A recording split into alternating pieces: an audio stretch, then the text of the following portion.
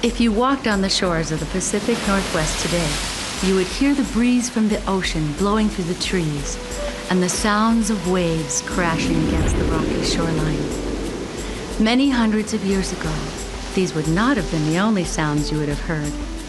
You see, Native Americans settled on the Pacific Ocean front thousands of years ago. You would have heard the sounds of their voices, their songs, their music, and their lives. Say go scan and go. My name is Digali Wakwa. She sings. Or you can call me Joanne Shenandoah. I'm a Native American Wolf Clan member of the Oneida Nation, Iroquois Confederacy. Native Americans have lived on these lands for thousands of years. Today, I would like to share with you the story of the Native Americans of the Pacific Northwest.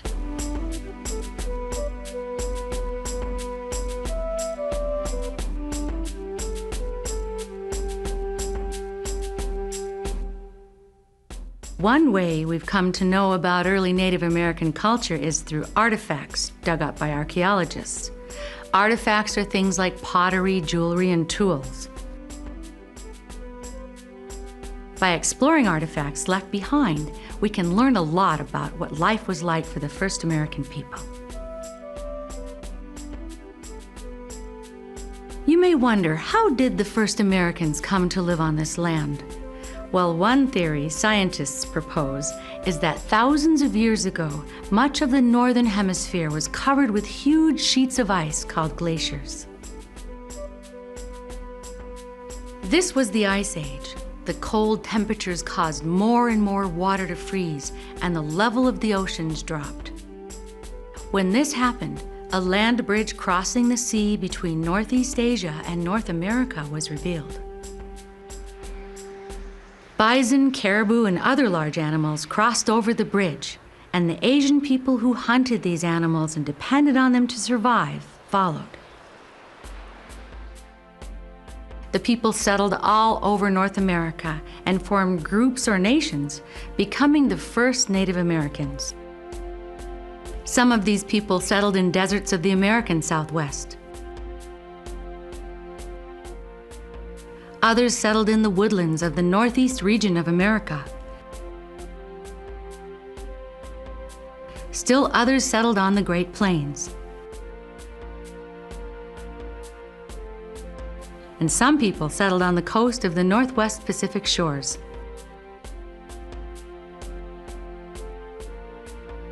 Today we call these people the Native Americans of the Northwest. These people formed groups or nations with names like Tillamook, Haida, and the Coast Salish.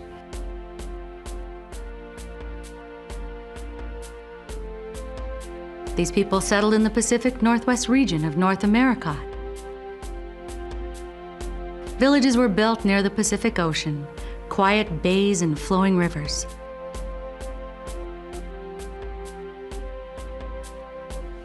Thick forests filled with redwood, fir, and cedar trees were close by.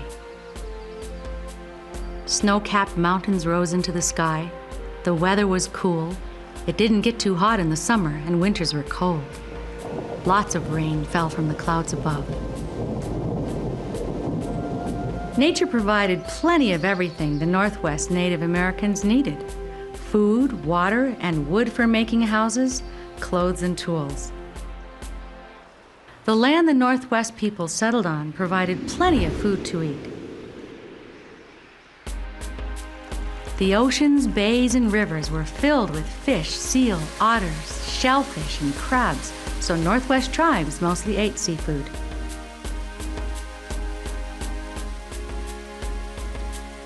Salmon was a large part of their diet. Each spring, thousands of salmon would swim upstream in rivers.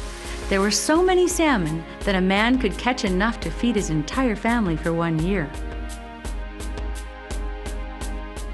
Men built long fences across the river made of tree saplings to catch the salmon. They also used nets and wooden traps. When the salmon were trapped, men would use spears to kill them. Fish eggs and fish oil were special treats. They were eaten at every meal. Women used them for cooking, seasoning, and medicine. Even though it was very dangerous, some natives hunted whales. A group of men would brave the ocean in a canoe. Once they found a whale, they used a harpoon to kill it. They used every part of every whale they hunted. The meat and skin were eaten. The blubber or fat was used for oil. The tendons were used to make rope.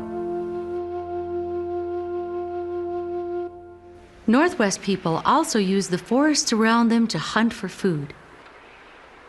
Men used traps, clubs, and arrows to kill deer, elk, bears, and beavers.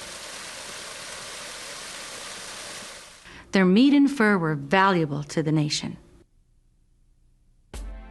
Women used the forest to gather wild berries, roots, and fruit. Northwest villages were built near oceans, bays, and rivers. A village always faced the water. Canoes were stored in front of the village across the sand. Behind the village houses were storage sheds for food, wooden sheds for smoking fish, and drying racks for drying fish.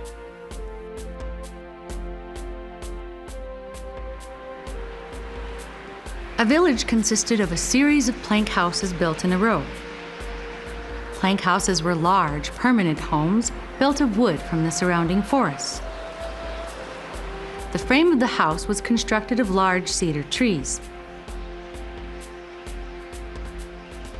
Logs and wood pegs were used as nails. Wooden planks were used for roofs. The planks overlapped to keep out the rain. Plank houses were 50 to 150 feet long and 20 to 60 feet wide.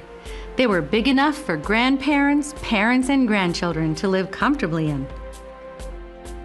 The leaders of the nation lived in the largest plank houses. The outside of a plank house was decorated with paintings and carvings. Inside, curtains made of woven mats hanging on rods separated the plank house into rooms. In the middle of the house was a sunken living room. In the center of the living room was a fire pit. Families used the pit to cook food and to gather around. There were no windows, but there was one hole in the ceiling for air. The ceiling was low, so the entire home would stay heated in the cool weather. The room in the very back of a plank house was usually reserved for the elders. This was the grandfather or grandmother. The grandfather was in charge of assigning each family member a space in the home. Woven mats were an important part of living in a plank house. They not only served as curtains, they were used as cushions to sit on, as towels, and they added color and decoration. Many of the houses of the Northwest people still stand today. Northwest people had a lot of leisure time because they didn't have to work very hard to search for food.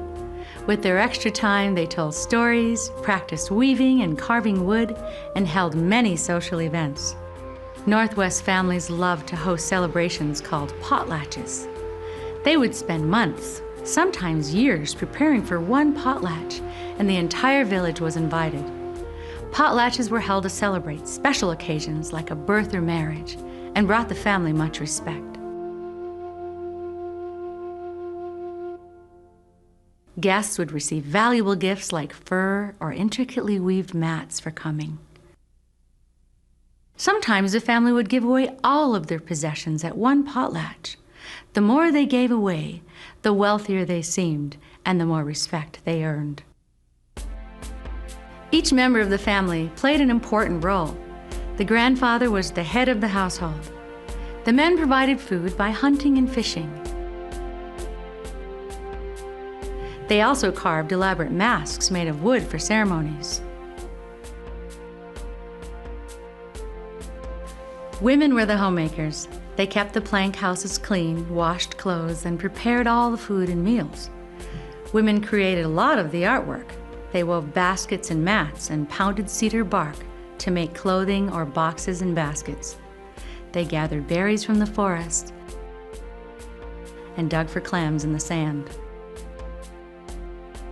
Girls grew up helping their mothers cook, clean, and make clothing. Fathers taught their sons how to provide for a family. Boys learned how to hunt and fish for food and how to chop down giant cedar trees for wood to build houses and canoes. They also learned the art of mask carving. Children didn't attend school. Instead, their elders taught them everything they needed to know. Learning the family history was an important part of growing up. Parents and grandparents would teach the family history through storytelling. They told the children the story over and over until the child memorized it. One day, they would share the story with their own children. Northwest culture reflected their history and the land around them. Totem poles stood outside every home and were important to the families. The large wood poles were carved to show humans, animals, and other creatures. Red, black, and white paint decorated these figures. Some stood 80 feet tall. The carvings and paint told a story about the family living inside. The story could be about a family's history or an important event. But life for Northwest Native Americans changed after the American Revolutionary War. Europeans started trading sea otter fur with the Northwest nations. At first, the fur trade was profitable for Europeans and the Native Americans. But after a while, the Europeans wanted more than sea otter fur. They wanted their land too. They started taking over villages. Lumber companies moved in and chopped down the forests. Fish canning factories were built. The Native people lost their land and their hunting and fishing grounds. The Europeans carried diseases like smallpox, measles, and the flu. Since the Native Americans had no immunity, thousands got sick and died. Entire families and nations were wiped out. Surviving children didn't have anyone to teach them family customs and traditions. Much of the Northwest culture was lost. It's important to know and understand the fascinating history of the Native American people. It's the story of their past, but it's also important to realize that today, many Native Americans don't live on reservations. They live in towns and cities just like you, and their lives are not much different than other Americans. What truly is important is that Native American people preserve their customs, culture, and spirituality, just like other American families preserve the customs and cultures passed down from their parents and grandparents. And even though the lifestyle of today's Native Americans has changed, they know the value of teaching the truth of their ancestors, the first Americans.